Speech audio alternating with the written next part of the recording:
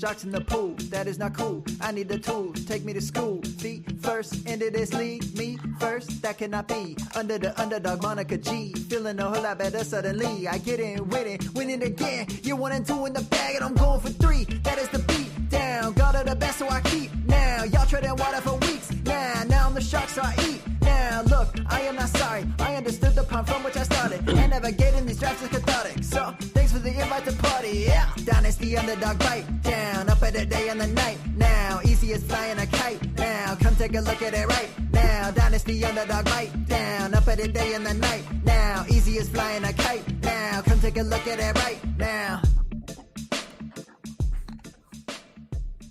Hey everyone, welcome to episode 170 of Dynasty Underdog. I'm your host, Uriah Dawkins. Joining me tonight, Billy Beeman. What's up, man? Not much, dude. Just me and you back at it again. Back at it. Welcome back. Well, technically last week was welcome back, but welcome back again. Yes. Happy to be here. Excited. We got some wild stuff to talk about this week. It's exciting. Okay, I just had the lights turned off on me. Gonna have to get that sorted out, but we can get going. It's all good as long as you got a voice and a microphone, huh? All right, so let's hop into news and nonsense as we always do. So this is a good one. I like the way you just kind of worded it. The Josh Dobbs experience. Yes. No, it was. I mean, that's what it was, right? It was. First of all, shouldn't even have been playing in the game. You know, Nope. They have Jaron Hall, the rookie. The guy shows up. That's live television. AJ, I love the comments that they always get. Yeah, Me. AJ's There it awesome. is. Yeah. Look at that. Just turn the lights back on for me. All right, cool. All is right in the studio. So the Josh Dobbs experience. Yeah, I mean the kid comes in. I mean he's 20 years old. Guy comes in and really puts on a show. I mean he leads the Vikings to a victory. Definitely unexpected. Did it with his legs. Some in the air. I mean, you saw Jordan Addison getting involved a little bit. You saw TJ Hawkinson getting involved a little bit. So, you know, what we were talking about last week with, you know, can these pass catchers still produce with the Josh Dobbs? And I think, you know, with him coming in on short notice, it already proved to me a little bit that he can, you know, he can get the ball to these receivers and they can produce for fantasy. Not at the same level like they were with Kirk Cousins, but you can get by, I think, with these guys for sure. So it's really interesting. I'm kind of excited to see what he can do when a Justin Jefferson comes back and they're at semi-full strength. Yeah. If they could get any type of run game going, that'd be pretty helpful. But yeah, I'm not saying Josh Dobbs is like a really, really good quarterback or anything, or like he's just lighting it up. Like honestly, a lot of his play in Arizona was kind of questionable, but he was pretty decent for fantasy. And just to see him go out there and do it when he had absolutely no reason to be out there.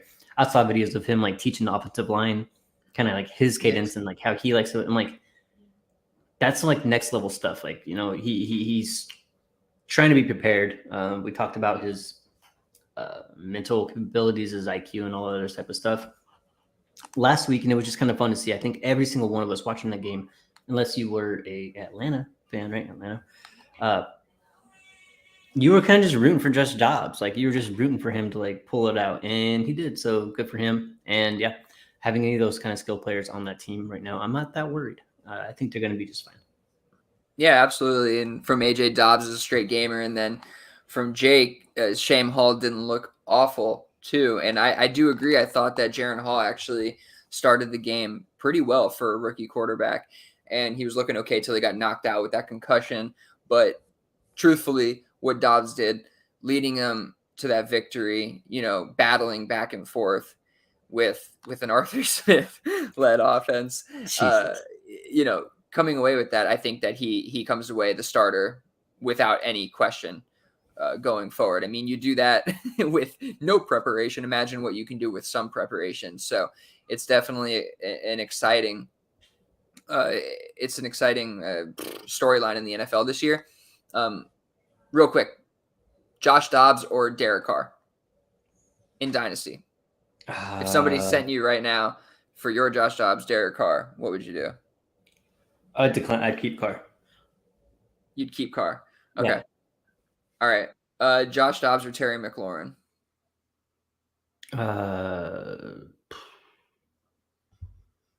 McLaurin. And it's nothing. It's just Josh Dobbs. I think that Josh Dobbs is still always going to be a backup quarterback. Yep. And yeah, I think Uriah, you nailed it there, is that it's very unlikely that Joshua Dobbs is ever a starting quarterback post 2023. Probably not. And more so that he ever gets a starting QB type contract. Like, I just don't think there's any way that we fall into any type of security with Joshua Dobbs. It's much more likely Derek Carr starts more games than Dobbs the rest of his career. So unfortunately, like Jake said, reluctantly, probably going Derek Carr there. But I say that and I ask those questions, you're kind of hesitant there. And these were questions that were coming up in the DFF Discord as well. Just kind of, some trade questions, some people going out for, trying to move on from Dobbs in Dynasty, make a profit. And I think that there's some opportunity here to go and do that. If you can add to Dobbs, you could probably get a Terry McLaurin or something like that from a contending team who's in need of a quarterback or something. Yeah, if people are asking the question, then there's some sort of market out there for it. Exactly. One thing I do want to mention coming out of this game, Cam Akers tore his other Achilles. Absolutely just, terrible news. Feel really bad for the kid, but his dynasty value just in the dumpster now. Absolutely tanks. Done, right? It does suck. How can you be susceptible to Achilles tears? How strange! Like, it's just so crazy. Like, both of his Achilles. That's a him thing, right? Like, that's just I don't know. Yeah, I don't know. Like, I saw the way he put his foot down. Like, you could tell. Like, if I was in a physical situation where I had to put one of my legs down to brace myself, like I feel like I have a little more. I'm not saying I'm more athletic than Akers or anything, but like. His foot was way too far back, so he's trying to put all his weight on like the very tip of his feet, and it's just like with all that going on, like that's just a recipe for disaster. Like, it just didn't look like he had placed his foot in a good spot to begin with. So I don't know. We've seen that injury over and over again this year. The J.K. Dobbins, Aaron Rodgers, that toe thing where it just you put too much pressure on that toe. He didn't get injured. He's back out there. He's back out there throwing a ball. Yeah, that's absolutely crazy. Didn't even have that on the sheet. Maybe Ty Chandler. Maybe breathe some life into Ty Chandler in Minnesota with the Achilles injury to Akers. But definitely wanted to mention that. Let's discuss Caleb Williams. Yeah, let's do it. I mean, we're looking ahead to 2024 a little bit here, as we do in Dynasty, Debbie. Caleb Williams likely the 101 to 103 in rookie drafts next year, depending on who you like more, whether it's Drake May or Marvin Harrison Jr. I'll get that right this week. Not Marvin Harrison Jones, wherever I came up with that. But I wanted to discuss Caleb Williams because he was all over Twitter this weekend after losing to, was it Washington he lost to this week? Yep. Yeah, he lost to Washington. To Michael Penix and that Washington QB3 football team. Yeah, they're pretty good. Big game, back and forth battle. Caleb Williams had a decent game. I think he was 27 for 35 or something like that, 3 touchdowns. And then he loses the game, subsequently goes into the stands crying to his parents. And there was a bunch of backlash, against Caleb Williams, his leadership, all that kind of stuff. Just kind of wanted to get your take on that and how you think it impacts his dynasty value for you, if at all. I was going to give you my hot take reaction in a text to my boy when it happened. When you were drinking? I had to be dad and mom this weekend. So, yeah, there was some alcohol involved. But initially what I said was like, that's soft. But, I mean, on the other hand, the kid's like 19, 20. So 19 or 20, yeah, like you might want to go and just like get loved on by your mom because like ain't nothing like a hug from your mom still, right? Or a pat on the back from your dad. Like, and so he was vulnerable and he went to his folks and was like, devastated, right? So yeah, I think what we want to see in our like super masculine, whatever the fuck we want to call ourselves, why isn't he out there with his teammates and just, it's fine with me. It's fine with me. I don't want to see this shit in the NFL. You mean you don't want him going to his parents after a loss in the NFL every game? No, that is soft. That is soft. But he's still a kid, like an actual kid. And so I give him a pass on that. Caleb Williams' season has not been as great as we want. They finally fired their defensive coordinator, who's absolute trash. Caleb Williams having to win games by, scoring 50 every week it's not really fair to the kid in the first place. Like they have a good offense, but they don't really have a good defense to put around him. So long story short, I don't really blame him. I called him soft and I take it back. I love the roller coaster of perspective and emotion. A lot of comments coming in here. I love it. We have the receipts. All right. We can go on Twitter for your hot takes if we want. Oh yeah. I ain't got time to delete them. So. Uriah don't hide. And AJ saying, love of the game +1. Shout out to the mamas and daddies. I agree a little bit. I think, showing that emotion, that care, that passion, isn't necessarily a negative, right? Even though it comes out in a way that we don't typically, or, in the past, we don't typically think of as masculine. But, crying is crying. It is what it is. Like, I feel like everybody cries. I've definitely cried before. Sometimes it feels good, right? But I do think, it's I think once you get so far removed from being a kid, a lot of people forget how it is. You know what I mean? And I growing up, I always try to remind myself when I became a parent and when I got older to kind of remember how it was being a kid. And that's kind of what I think back to when I look at this situation. Like, he's just a young guy, has a lot going on. I mean, if I had the NIL stuff going on with millions of dollars, I have no idea how I would act, how I would be back in college at FSU at 21 years old. So I try to give them a little bit of a break when I look at this stuff. And with that said, I will be buying whatever kind of dip there is on Caleb Williams, because I still think the tape looks great. I still think that he has elite traits, and that's what I buy into, right? I'm not going to sit here and try to dissect and decipher every little thing off the field unless there's some really negative stuff coming out, but that's not really what it is for me. So, I think we, the community, should take this as an opportunity to take a discount on what is potentially a really, really good player. So that's kind of how I'm choosing to view it. Yeah, there shouldn't be a discount just because he wanted to get some consolation from his parents. Yeah, I mean, it's not just that. I mean, it's coupled with, there's been the comments about not wanting to go to a certain team. It's not just this. So there's baggage for sure. Yeah, there's baggage. I'm not trying to like sweep all that under the rug necessarily, but I mean, I said this in the Discord.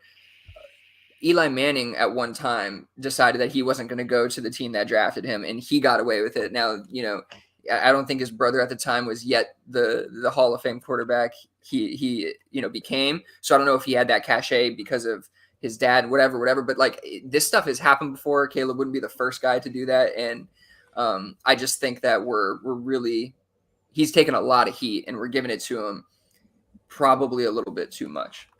That's kind of where I'm coming from. All right, moving on. I'll say it just because I feel bad now, but Danny Dimes. Can't believe I said that. Daniel Jones, ACL. It's kind of sad. He took a hit and he didn't look quite right. And then one or two plays later, he went to go plant on his back foot, as quarterbacks do, and he just couldn't continue. He just kind of fell to the ground. He's going to be out for the season. Danny is hurt. Kind of wish Jake was here a little bit. We talk about contract, but I believe they're kind of. Oh, I got you. I got the contract for you. They're stuck with him on the team next year. Doesn't necessarily mean that they can't draft a quarterback. He has a $70 million cap hit next year, so they're paying him. Yeah. Whether he plays or is on the team, yeah. I don't know. It's brutal. Like, it absolutely crushes his dynasty value. I have a team where I have it, like, I just have made the most abysmal QB decisions in this league. It's very unlike me, but I have Derek Carr and Daniel Jones as my QBs, and I'm just devastated. That's DU2 too. I'm just devastated, and it's so hard to. Come see me. I'm sure I got somebody. I sent you an offer. I sent you an offer for Aaron Rodgers. Oh, that was you. Yeah. I saw that. I think it was trash. I don't know. I think it was like a second and Let's Daniel Jones maybe in something. Oh, I think I saw that and was like, why would I want Daniel Jones? Why would you want Aaron Rodgers? I don't know. Ayahuasca. Okay, Jake says a new QB is coming in regardless of the cap hit. Probably, yeah, right? They could push it to 2025 though. They could. I mean, they could draft like a QB in the middle rounds, and maybe he's right, but I definitely don't think that they're going to draft. Well, maybe they do if their team is that bad. Maybe they can get in the sweepstakes for one of these top 2 QBs, but we'll see. Yeah, Gonna have they to pay could. up for it. Yeah, certainly. All right, is Bijan Dynasty RB1? So this is one that has been asked in a couple different areas. I've seen it on Twitter. It's funny. I wrote this down a couple days ago, and then I listened to the CBS Dynasty podcast. They asked the same question as well. So it's being asked all around, and if it's being asked, it's worth kind of just looking into. I don't know what your answer is, but I think he's still RB1. I do think Brees has maybe closed the gap a little bit, just given the usage, the team. But like we talk about, a lot of the time situations change fast. And Arthur Smith is not. We're not even supposed to say his name on this podcast anymore. The Dark Lord is not. He who shall not be named. He's not necessarily a permanent fixture in Atlanta, right? Like he is right now, and it's been a disaster for Drake London and Kyle Pitts, and Bijan Robinson hasn't been a disaster, but it's obviously tough to watch Tyler Algier take more touches in big moments and goal line touches away from Bijan. So how do you feel about it? Is he still RB1 for you easy, or are you? I wouldn't say easy, but yeah. I Okay. mean, yeah. Okay. Yes, he's RB1 still. Okay. I'm just wondering how you can. Okay, yeah, you'd still have to pay up for Bijan, but I do think that there is. What are these guys talking about? I'm reading the comments. Oh, you're messing things up. Yes, he's RB1 for now. I think that's fair to say. I mean, even if you were to like go to you say Brees Hall or maybe even like JT or something like that is RB2, RB3. I don't think you could get either of those guys. You can't get Bijan plus for any of those guys. So even when it comes just to regular dynasty value, like Bijan is RB1. Oh, do you think like maybe a contender who somehow got Bijan on his team would take some sort of Etienne type deal or something? Probably. You know, it's gonna be like it'd still be like Etienne in first. God, yeah. Okay, well, I guess you could try to buy the dip, but it's probably not going to happen. And AJ would like to say that Arthur Smith is an actual football terrorist, which I agree. Sure. Yes. Ken Walker coming back to Earth this weekend too. We will be talking a little bit about Ken Walker and Zach Charbonnet in a little bit. Yes. So CJ Stroud's value, does it equal Mahomes? I mean, I don't think so. I don't think so. But it doesn't. But you tell me, Uriah. You seem much more in on this than I am. It doesn't equal Mahomes, but it makes. You could do either or. Like you could have Mahomes, and I would totally move off Mahomes for Stroud plus a couple firsts, and I think I would feel okay with that. And if I had Stroud, I don't think I would send 2 seconds on top for Mahomes. So I think he's moving in on it. Like what we've seen Stroud do is not like he had like 2 good weeks. He didn't have like 3 good weeks. Like he's had a good week every single week to start his rookie season. Period.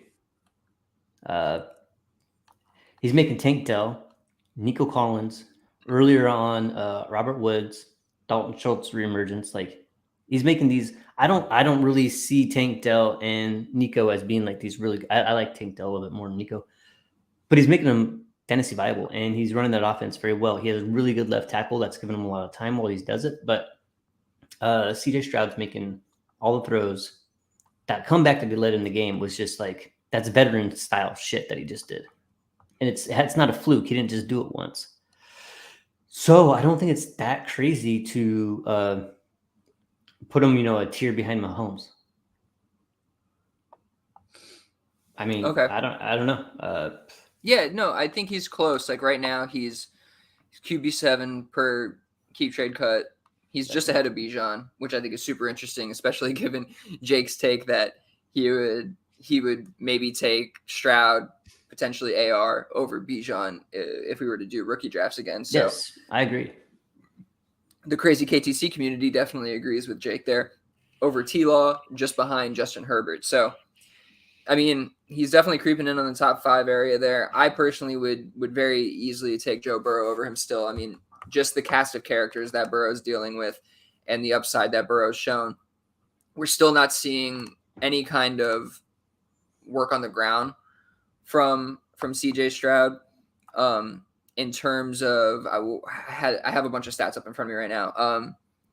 But undesigned runs by the QB in terms of, just like scrambling and whatnot. I mean, he has the same amount as Joe Burrow. So pretty much he's the same kind of player as Joe Burrow, right? Like he's not running around. So you're not getting elevated at all ever by those rushing stats, which we know that that isn't the most important thing. You could still get up in that top 5 range while being just a pocket passer. So I'm not trying to kill him for that.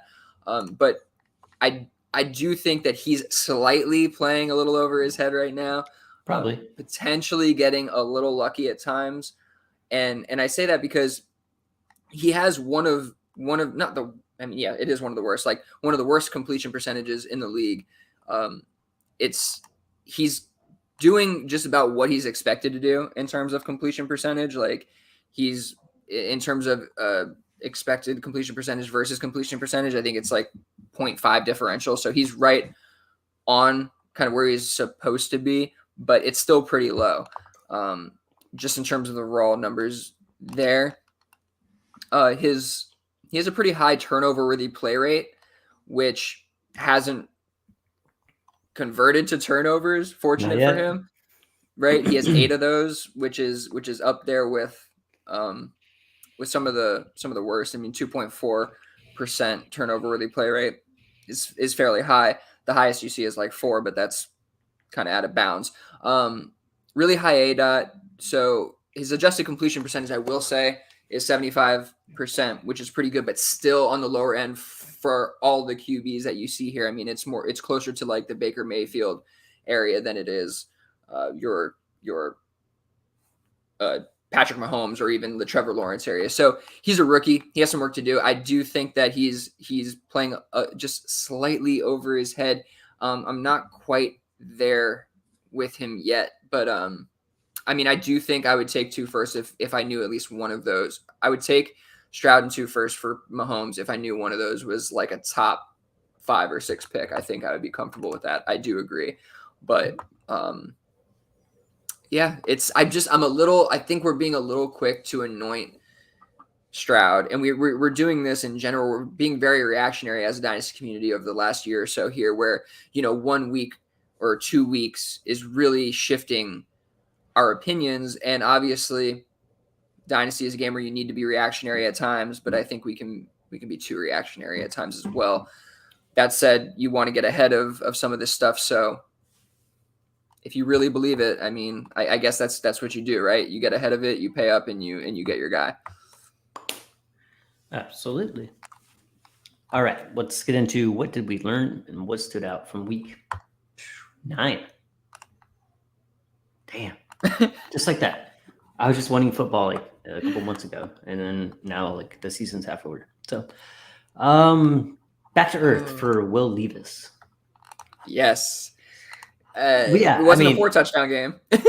No, I mean, I'm not shocked at all, right? Like he had 19 completions his first week out. 4 of them were touchdowns. We mentioned that again on this pod. Like that's just literally not sustainable. Like you can't just do that. But it's too early to be in or out on him, in my opinion. So it's opposite of Stroud. We've seen Stroud do this for 9 weeks now, or 8 weeks. And Levis, we will have to see.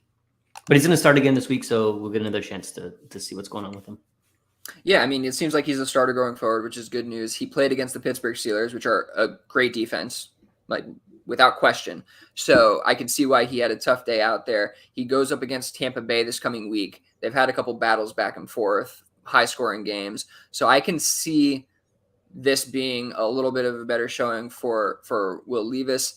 His KTC value is absolutely ridiculous. It shot up to like the 50 range. Okay. Around Pollard, Kamara, Goff. I mean, you wouldn't take him over any of those guys, right? No. Too soon. No. I wouldn't be trading for Levis yet. If I don't have him, I'm not going to go out and get him just yet. I'll pay a little more once I see more from him. Yeah, I wonder if you can get like Levis in a first or something like that, maybe a second, I don't know, off of that bad game for like a Goff or something. If you're a rebuilding team and you were stuck with Goff, like that might be something that you can swing. I don't know. I don't feel like anybody's even stuck with Goff. Like he looks I mean, I think Goff is pretty fine. well there in Detroit. So he's had a couple down games. I was looking at his numbers. He's had a couple games under like 15 points, I think, the last 2 weeks. So there might be, if you're a buyer, there might be some opportunity there. But yeah, I don't know. Trying to think of a way to acquire Levis with this current value, but it seems a little bit more like a sell to me. So I'd probably be shopping Levis still. All right. Deontay versus Pickens. Hey, welcome back, Deontay. He's just a better wide receiver. I mean, that's just plain and simple. I like Pickens. I like watching him play because I like what Pickens does when like he's not getting the ball. He just like wants to like disrupt other players, and that's fun football to watch. But as far as a route runner, hands, and everything else, Deontay's still he's just a better wide receiver. So yeah, he absolutely erased George Pickens in this week, right? I mean, Pickens had like a catch, and Deontay had, I think he caught 8 of 9 in a touchdown. So looking great. We'll talk about a trade in a little bit that I executed in DU2. I still think people are a little low on Deontay. They might be trying to sell high. I'd see what's happening out there for Deontay because I still don't think people have caught up, and they're kind of scared of that Pittsburgh offense outside of the big play that is George Pickens, I guess. So, yeah, I mean, I just wanted to talk about them together. I think easily for me, I would take Deontay, and in some situations, especially if there's a boom game in the next week or two for Pickens, I bet you could get Deontay plus for Pickens. Like, I really think that can happen. I would do that all day. There's not a situation where I could see myself trying to trade for Pickens, but I could definitely see myself trying to get Deontay on my team. So. It's crazy. I tried to sell Pickens before this last game and he was balling. I mean, he had a bunch of good games, and it's been very difficult. I think a lot of people are pretty wise on the fact that Pickens' production isn't necessarily sustainable, especially with Deontay there. Now, Deontay might not always be there, but I think wherever Deontay goes, like you said, he's such a good wide receiver. He's an elite route runner without, I mean, he's absolutely an elite route runner. You can't deny that. And that's going to allow him to have a long career wherever he goes. So I like Deontay a lot. All right. Next one, the letdown in Germany. Yeah, I love it. You put meh Holmes. And then, he's having a rough for Patrick Mahomes. Let's put it that way. He's still doing pretty well. The team's still doing pretty well, but playing overseas, who knows like what that does to you, depending on when you arrived and how much time you had to prepare and get some sleep and all that stuff. But yeah, Tua, Tyreek, they struggle again. Waddle had a decent game, but nothing crazy. It wasn't like it seems like the Dolphins offense is kind of slowing down a little bit. But still it's two of the best teams in the league. So yeah, it just feels like they wilt up against better competition. I guess Philly, Reek had a pretty good game, 11 for 88 and a touchdown, but go up against Buffalo, it was 3 for 58. He had 8 for 62 in this game against KC. You don't love to see it, and it's just tough. They go into these big matchups, and you expect some high, some high point performances, and it's just not really occurring every time. So it's a little worrying seeing them go up against really good teams and what they cannot do. Mahomes it's tough, man, this year. Without any elite weapons around him, I mean, it's kind of the same what we saw the year before, right? A little bit of an inconsistent roller coaster of a year with him. You just kind of got to deal with the ebbs and the flows. So it is what it is. Ended in a Super Bowl win. Yeah, exactly. That's why. And last thing I was gonna say, I wouldn't be shaken off of Mahomes really for me. I mean, if you're gonna get a couple first and Stroud, maybe, but outside of that, I think I'm sticking with him. Cool. This next one's fun. Oh, what is Taysom Hill? I used to think it was a Sean Payton thing, and then Sean Payton's gone, and so did I. It's not. He's a footballer. He goes out there and he just makes plays. He could throw the ball, he could run the ball, read option, he could block. He does it all. He's honestly he's a player that is pretty damn cheap that nobody seems to want, even people trying to score points right now. I think I saw a stat was like over the last 3 weeks, I think he's behind Kelsey in production by less than 2 fantasy points. That's insane. That's insane.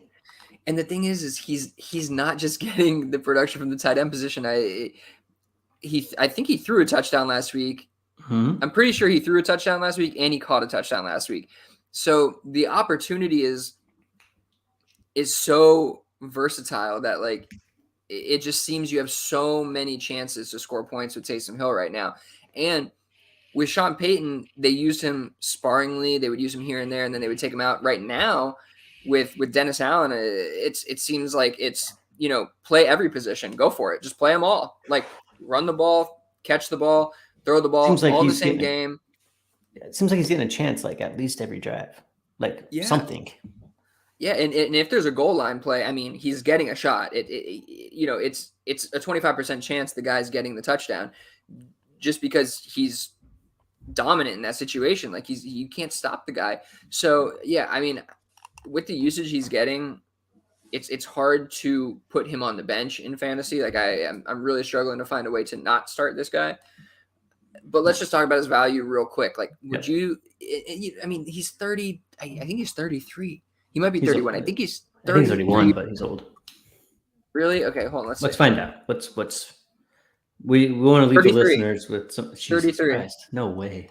This guy's 33 years old. So the dynasty value does not exist. It's non-existent. But would you trade Isaiah Likely for Taysom Hill?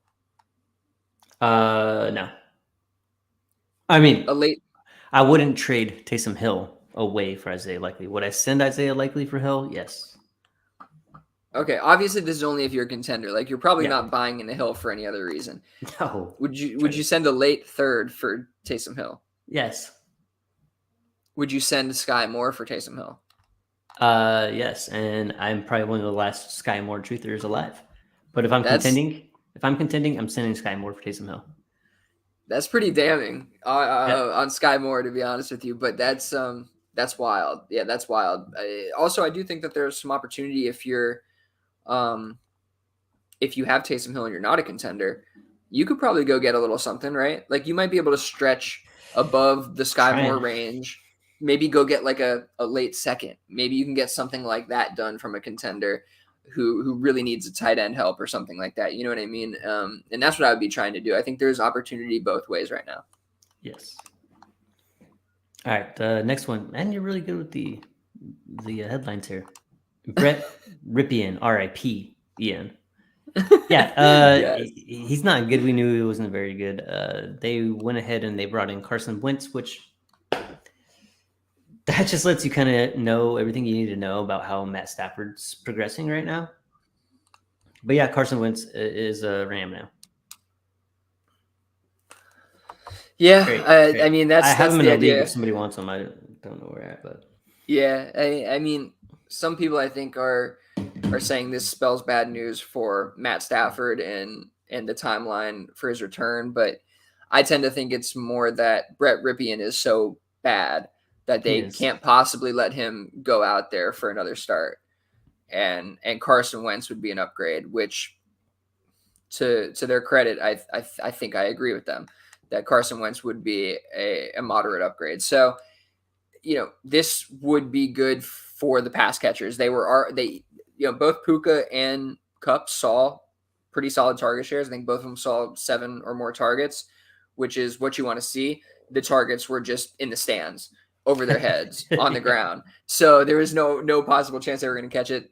Carson Wentz, I have a slight bit more faith that he can get it there. So I think it's good news in the short term.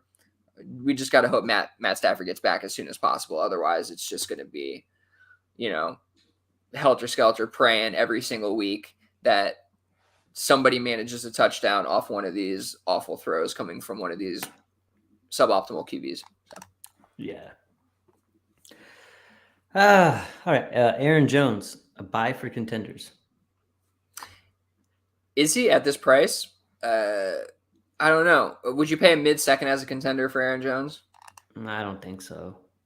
He just had a pretty good game. I mean, he had 20 touches and touchdown. I'm worried that he's not going to play like another 3 consecutive games. The injury history. Yeah, okay. Yeah. All right. So for Dynasty, just in general, would you trade Dameon Pierce for Aaron Jones? No, I don't think so. Dameon Pierce has been god awful. Just no. Yeah, probably not. Yeah. All right. What about Jerome Ford? No. Okay, we like Jerome Ford.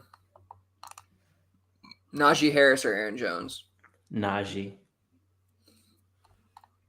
Yeah. So yeah, okay. I like Aaron Jones, but I guess I'm just sitting here trying to think of a situation where I'd actually actively go out and try to get him. The only way that would happen was if someone who has Aaron Jones sent the offer to me trying to get out on him, and it was for something that I thought was maybe not just like a smash, but like really close to a smash. But like I'm not actively trying to get Aaron Jones right now. I'm not trying to send Jerome Ford. Maybe I'm wrong on Dameon Pierce. Maybe I'd do that, but definitely not Najee. Yeah, I'm just not trying to get Aaron Jones on my team right now.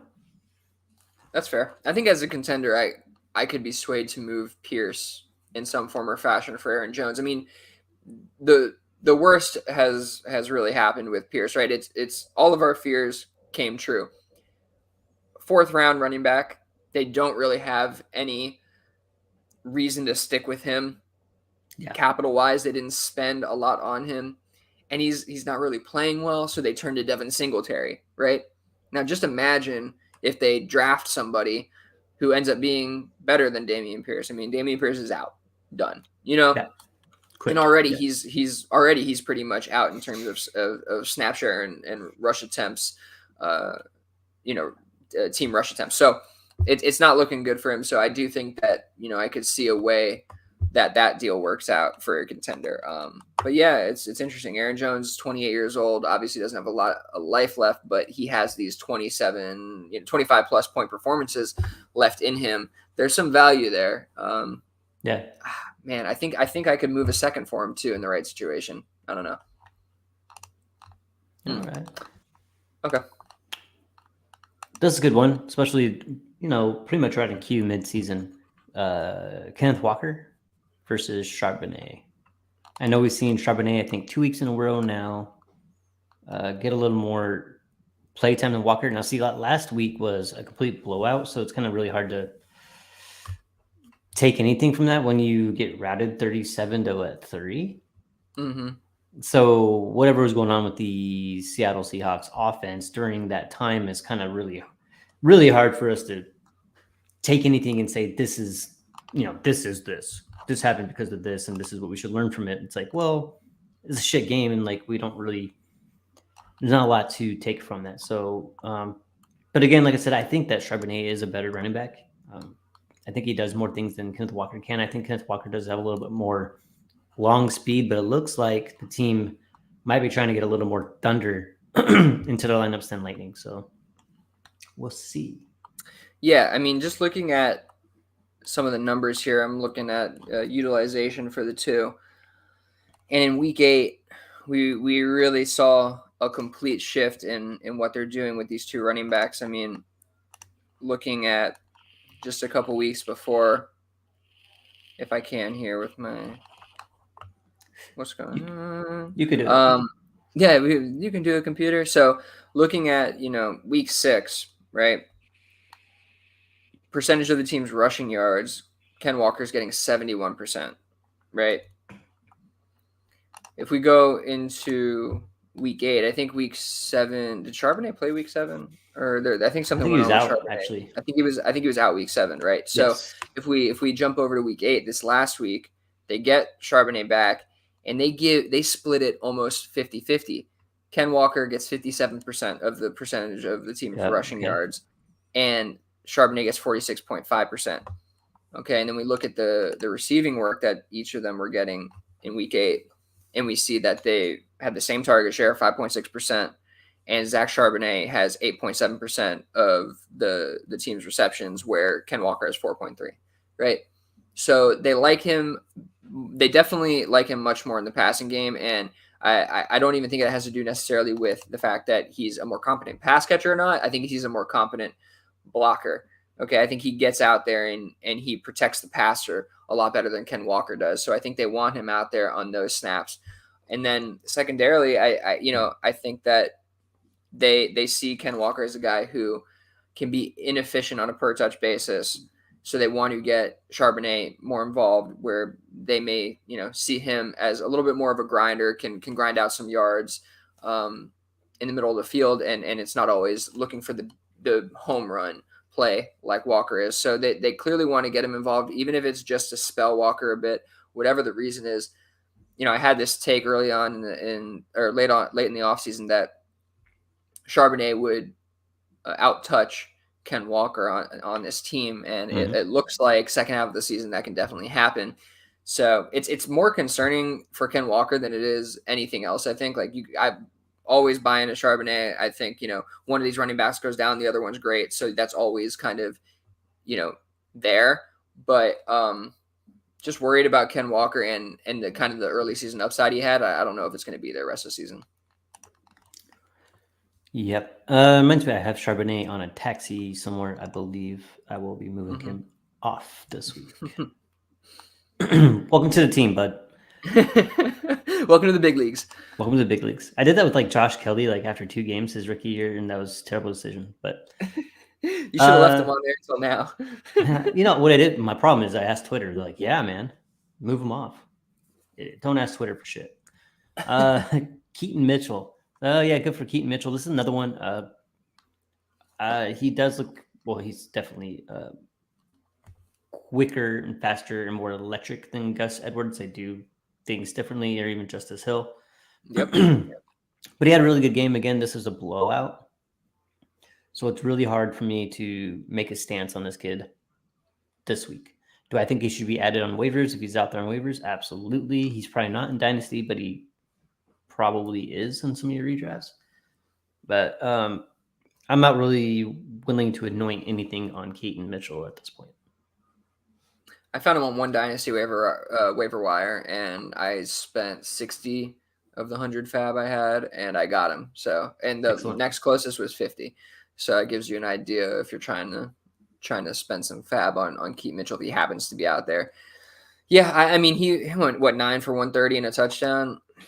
I don't know. This offense is built for running backs. Just about anybody can produce in this system next to Lamar Jackson. And if you have a dynamic athlete like Keaton Mitchell, the kid's 21 years old. He's in the mold of a Devon Achane type player, smaller back, but super explosive.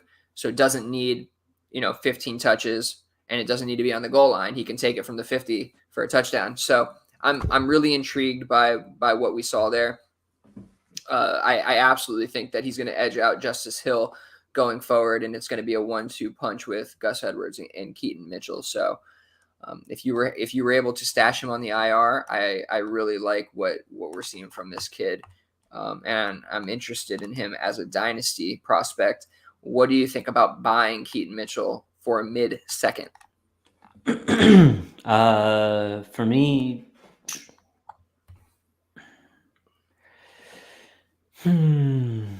It's probably worth a stab. If you're competing, it's probably worth a gamble for your mid to late second. Yeah, I think if I have, good. Sorry, no. What were you saying? I think it's a little pricey still, but if you made that move, like I totally get it. Yeah, I agree with you. I think it's a little pricey still. I don't hate it. I think if I had a pretty deep roster, and I didn't like need to take the risk on the upside for him, I would accept a second. I just think that it's fairly good business to get a guy like this off waivers, to stash him on IR and then go ahead and move him for a second round pick or something like that. So I could definitely see myself doing that. Now, would I trade my Tank Bigsby for Keaton Mitchell? Absolutely. I think I would do that in a heartbeat. What would you do? Yeah, I mean, at this point, I would like to see Tank Bigsby get more action than he has. Man, I don't know. I don't know why I would. I guess I think I'd probably just want to Tank. I think if I was competing and I had Tank on my taxi and I needed some production, I'd shoot Tank over and maybe add like a fourth or something just to absolutely get it done for sure and call it a day. Like you'll get that done for sure. You might not need to send the fourth, but I'm just the kind who's like, let me send this and just get it done right now. I think that's a way to do that. What about Treylon Burks or Keaton Mitchell? Burks. I'm still not out on him. Yeah. I mean, that's like getting. I think he's a buy low. That's like getting a first round pick for Keaton Mitchell almost. You know, I mean, it's not exactly the same, but I think you all should go out and try to get Treylon Burks in a trade this week.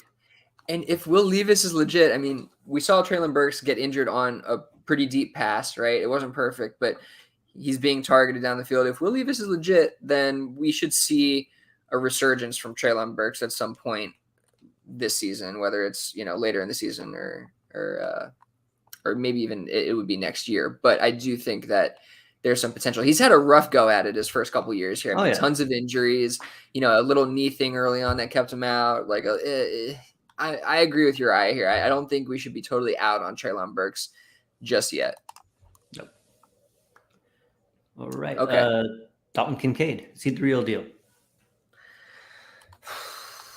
He seems to be, but I don't know. Like, he wasn't when Dawson Knox existed, and then Dawson Knox doesn't exist, and now he's really playing the tight end position, and he's catching 8 passes a game. So it's hard to deny what it's hard to deny what he's doing, right? Like I can't sit here and cape for Michael Mayer and his few touches and not see what Kincaid's doing and be like, yeah, like it looks pretty legit. So it does. I don't know. I think he's legit. He's legit enough. I don't like when I watch him, I still don't see like, wow, that guy, that's Travis Kelce. I think he's buoyed by there not being a lot of targets or not a lot of elite pass catchers on the team outside of Stephon Diggs. Injuries to Dawson Knox. Gabe Davis isn't that great. And Dawson Knox is pretty good. I don't see him when he catches the ball. I'm like, wow, that's Travis Kelce. He's going to break a bunch of tackles, stiff arm this guy, and score a touchdown. So I don't see that yet. I never saw it, and I don't see it now. But he's clearly a legit fantasy producer and a legit tight end. I'll take my L. It's all right. We'll see. He's had more one really good week. Two in a row. We'll see. I've been saying that about a lot. I've been saying about a lot of these people. Like maybe that's a problem with me and Dynasty. I'm like, oh, we'll see. I want to see. And then later on, when it's true, I'm like, I'm not paying that. But yeah, I gotta fix my Dynasty. Well, that's part of it, right? Like when I was saying about being reactionary, like it's like part of Dynasty is being reactionary and getting ahead of the crowd, right? So sometimes you do have to take those shots and take a stance. Yes, this is what's going to happen, because when you do that, you end up making some money on those bets. Yeah, it's a fine line. Would you trade Zay Flowers for Dalton Kincaid? No, I'm trying to get Zay. Okay. Buy low. That's a personal thing more than anything. But yeah, I like Zay a lot. So me personally, I think most people probably would, but I wouldn't say. I think so too. Okay, what about DJ Moore or Dalton Kincaid? I'll take Kincaid, especially for what position he plays. Yeah, I guess tight end premium. I mean, I'm pretty sure DJ Moore is still younger than Dalton Kincaid. That But might be true. Yeah. it's close. I think DJ Moore might be 26 finally, but they're still close. I think Dalton Kincaid's 24. Okay, Drake London or Dalton Kincaid? Now, come on. Now we're talking business, right? Yeah, I'm still Drake London, wide receiver 1 out of that class. So he who shall not be named is screwing up all these great fantasy players. But I still like Drake London more than I'm willing to bet on Kincaid right now. Yeah, I'm right there with you. I'm still going to go with the top 10. I'm still going to go with the top 10 overall pick. Yeah. In the draft. I think that's what Drake London ended up being. I think he was number 10 or 8, or I don't know what he was, but he was up there. So I'm still going to take that guy who they believe in that much over Dalton Kincaid. As much as the tight end position is scarce, and in tight end premium, I'm sure Kincaid is scoring a lot of points. I don't know if it's necessarily sustainable at that rate. So yeah, I'll take Drake London. Cool. Okay, cool. So before we move into trades and non-trades, really quick, I did want to revisit VORP for a brief moment. I'm not going to go back through the data. I will briefly just discuss kind of some of the findings. But I had a real life situation where this happened, and it ended up, kind of following what my findings were. In practice, I was able to kind of start a player over a quarterback, and a skill position player over a quarterback, and it worked out. And I wanted to discuss it real quick because I think a lot of people would be hesitant to do this and end up getting in this situation with like Aiden O'Connell's and Brian Hoyer's the week he started and all that nonsense, and Tyson Bagent and all that, right? So, I did some digging over the offseason looking into value over replacement player to kind of see how important certain positions are in certain ranges from the top 12, top 24, top 36, and kind of see if there is, any cutoffs, any thresholds that we could find in terms of wanting to start certain players. And one of the things I found was that bottom third QBs are pretty worthless even in Superflex leagues as starters, right? Like there's very rare times where you're ever going to want to start a bottom third QB in your Superflex spot. It's simply because the points over replacement aren't there. The points that they're going to provide you over the replacement that you've lost, or I'm sorry, the points they're going to provide you over the player that you lost are just not there, right? They don't provide enough points over replacement player to be worth a start. What I found was top 36 skill position players tend to score more fantasy points than bottom third quarterbacks. Now we end up getting in a situation where, Josh Dobbs is an outlier, right? Where we thought he was a bottom third QB, but he's not scoring like that. So he ends up kind of, I think, falling out of that range. But with all these other backers, Tyson Bagent, I kind of mentioned a lot of them, even Carson Wentz, probably, you're not going to want to throw these guys in you're not going to want to throw them in for a start in your super flex spot just because they're a quarterback. They're going to get you 10 points, right? So I had this situation happen where I had Justin Fields go down. I had Russell Wilson on bye, and I have no quarterbacks to speak of. I think in this league I ended up trading for like Jaron Hall and Josh Dobbs. Started Jaron Hall because I needed a quarterback in that spot. But in my super flex spot, I'm like, I'm not forcing one of these back end quarterbacks, and I'm just going to start Deontay Johnson, and he ends up scoring me 22 points.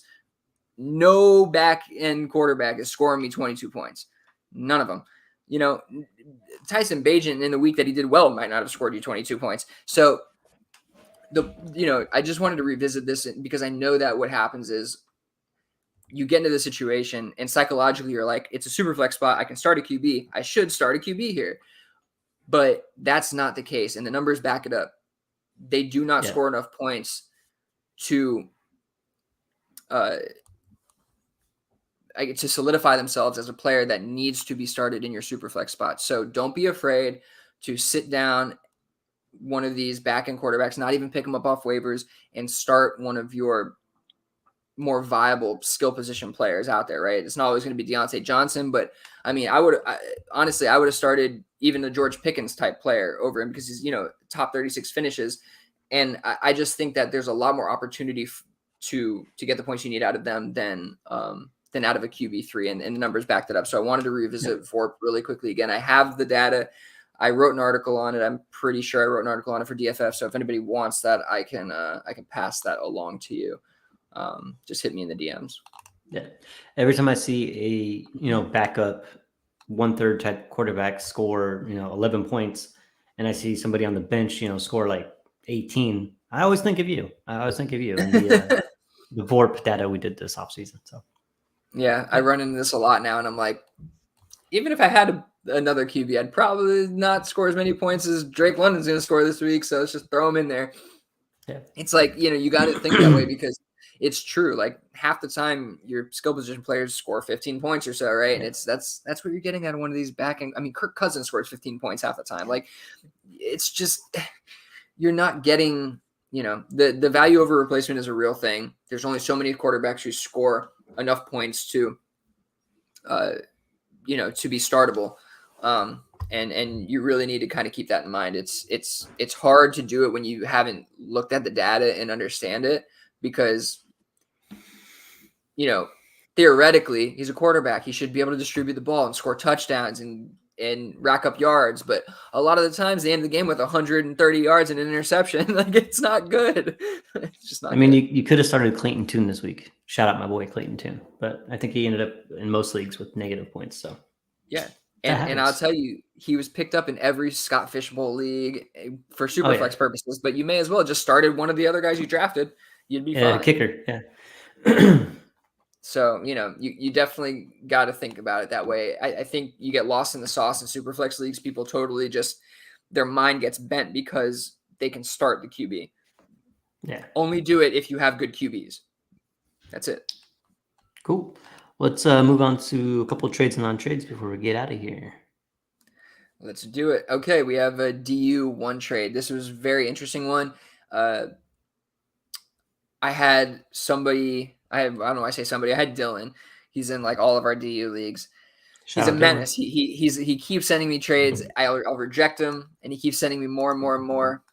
And he was coming after Puka, trying to send me Devonta Smith, and I'm like, no. And finally, he sent me this trade, and it was Puka Nacua, a 24 second and a 25 third, I think, or both of them might have been 25, but maybe it was a 24 second. We'll call it that. So Puka, 24 second and a 25 third for JT. Yeah, I think it was time to probably move on from Puka, just based off of return on investment. I don't mind it. Like Puka is probably going to be good for a while. Who knows? But I know JT's still a stud, and I think this is a pretty good move for you.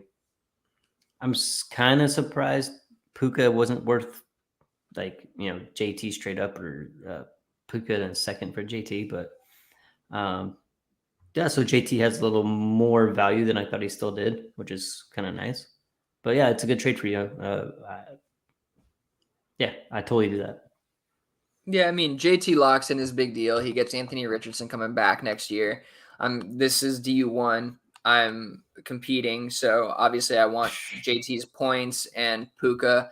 With no Stafford, it's kind of tough. So, I think he just forced my hand. At some point, you got to just admit, this is me getting almost as much as I could possibly get off of whatever Puka is. You know what I mean? Yeah. I like Puka a lot, but is he a top 5?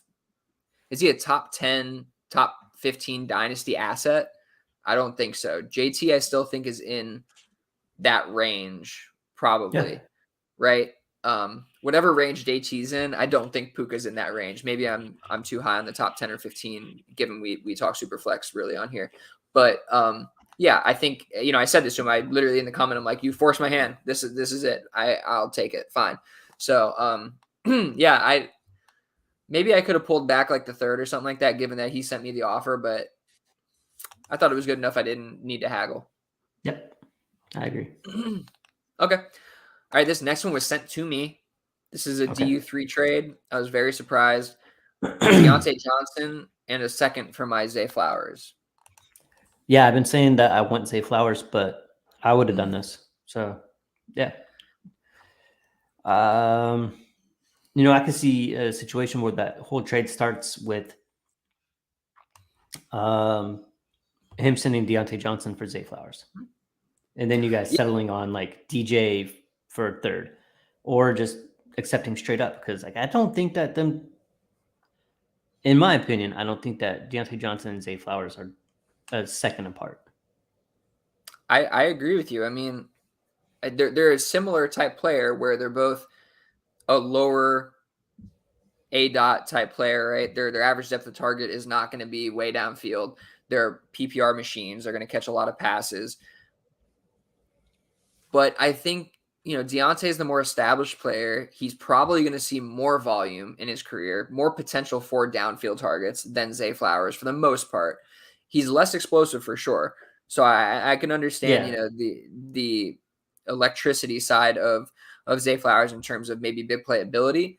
But I don't think Deontay Johnson lacks big playability. I mean, he can catch, long touchdowns. We've seen it plenty.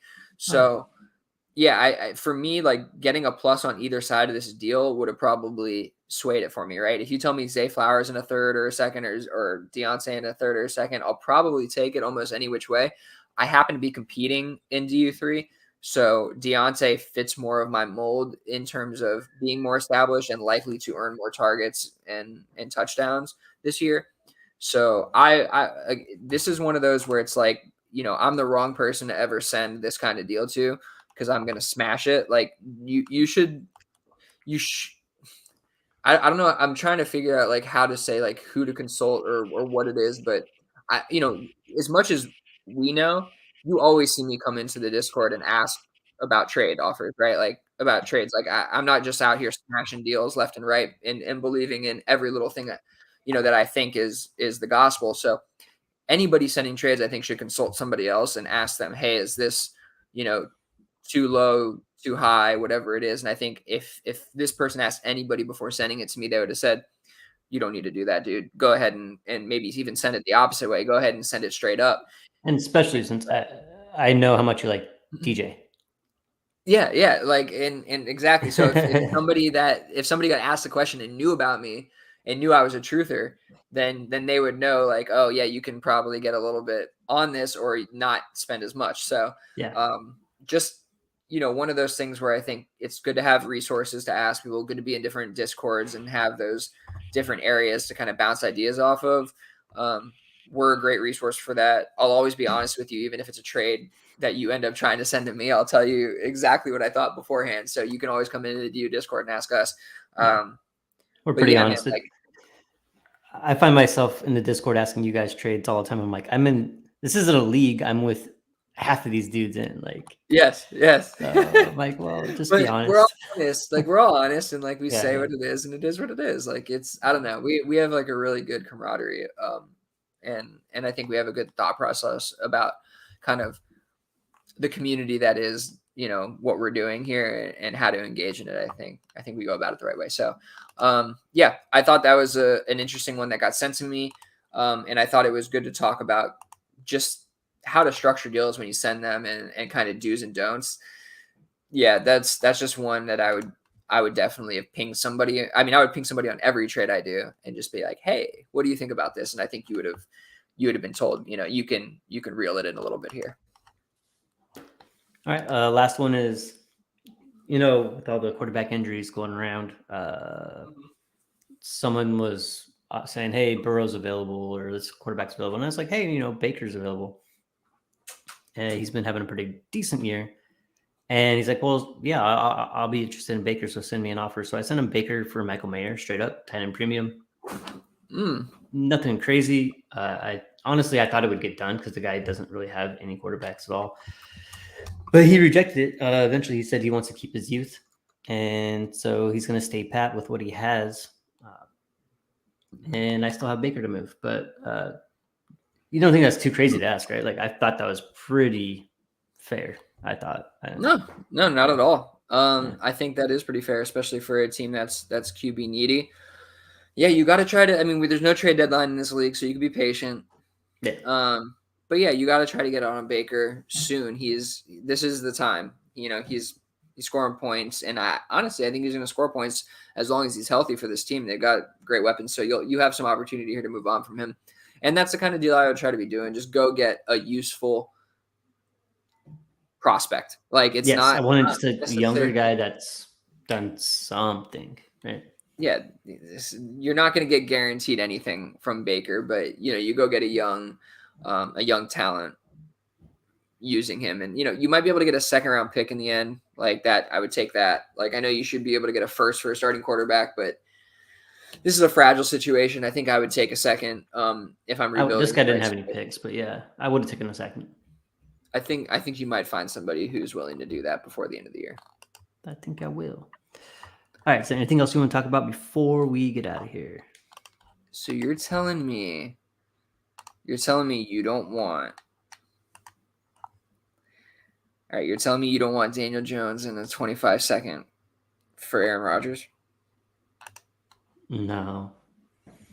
No, thank you. Daniel Jones in the 24-second?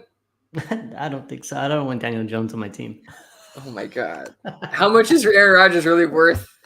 I don't know. Find something other than Daniel Jones to add to it. No, but like in picks, he's worth a first-round pick still?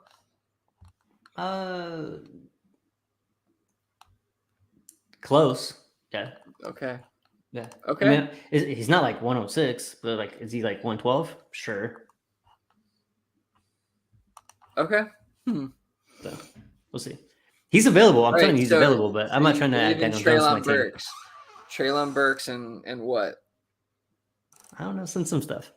Okay. All right. So now we're on the right path. Got it. Okay. Yeah. All right. I mean, he's available. I'm not like clutching my pearls for Aaron Rodgers right now, but yeah. We can make something happen. It's possible.